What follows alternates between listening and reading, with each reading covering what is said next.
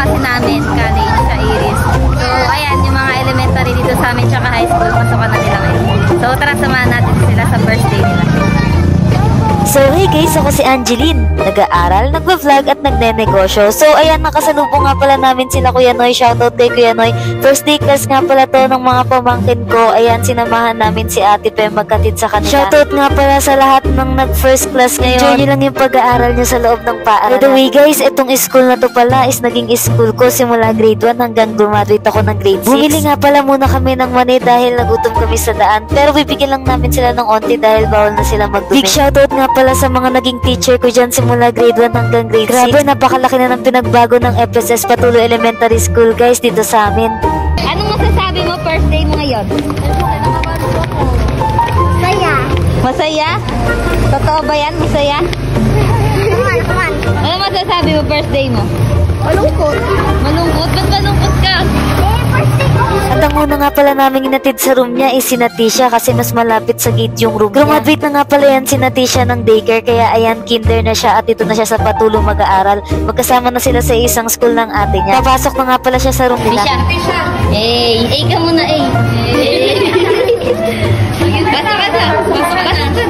Bye. Tisha, ka muna eh!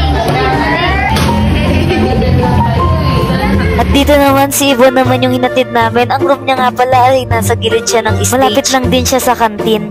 Sabi mo, ka muna, ka muna,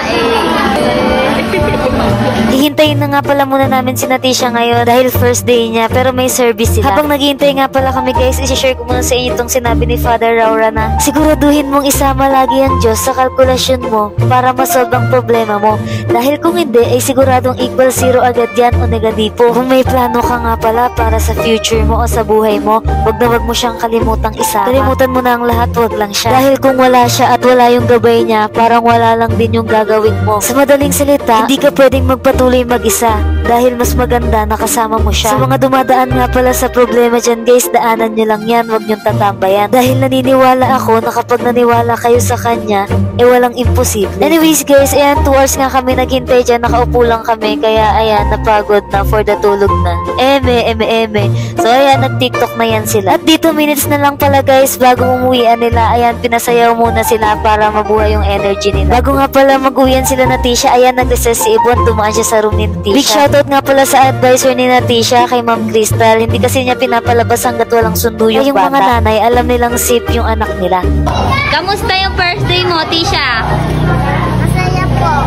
Meron kang mga bagong classmates tsaka kaibigan. Patingin nga kung may star ka.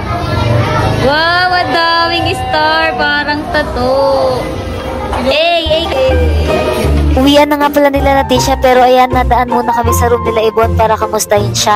At ito, lumabas na kami dahil alas 5 pa ang uwian ni Yvonne. Grabe, ang laki na talaga ng pinagbago ng school namin. Hindi ko man may papangako sa kanila pero ipapangako ko sa sarili ko na lahat ng school ko ay makakabawi ako. Nadaan nga pala kami dyan guys sa tusok-tusok dahil nagutom kami. At ayan, shoutout kay Ate Pem kasi libre niya yan. Dito ko na lang din pala tatapusin tong vlog na to. Salamat sa panonood. Next vlog naman ulit. Bye! And don't forget to follow my social media accounts. Thank you! Catch a good time, even if it takes all night.